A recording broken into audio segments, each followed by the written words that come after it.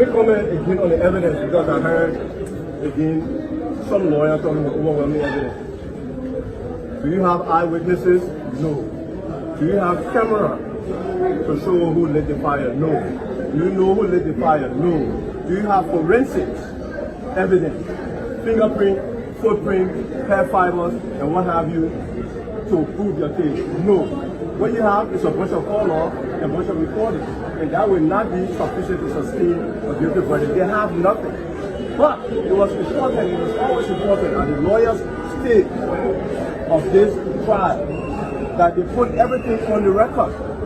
It's now on the record. The medical reports are on the record. The performance, the shotting investigation is on the record.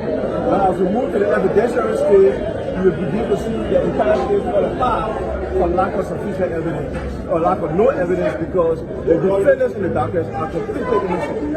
Okay, sir, in the report, we saw some of the portions that is glaring that there were, like the defendant claimed these were confirmed, but the question is the time frame, which is one of the things the judges were concerned about, that the time frame of what happened, and then the report also stated that it might not have been as a result of the torture. No, you're wrong. You see, we got to learn to read and comprehend, right?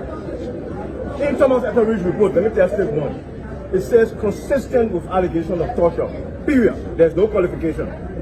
If you look at, I believe it was Stephen Bro, it said consistent with allegation of torture, but could be other things.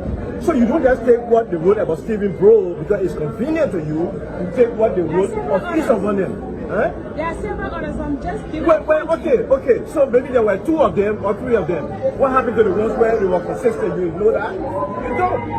Okay. I read it. Yeah. And we were under the impression that the medical report, since they put it separate, identified that it would be scientific, we're under the impression that it would be taken. But I mean,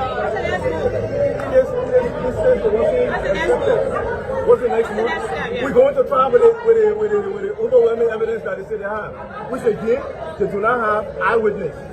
They do not have camera to show who lit the fire.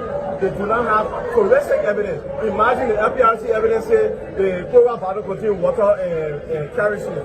What kind of nonsense is that? Aren't you going to the Supreme Court? Well, that's the lawyer's decision. I'm not going to interfere with what they choose to do. No, but I'm not representing myself. The lawyer that representing himself has a fool for a client. Thank you.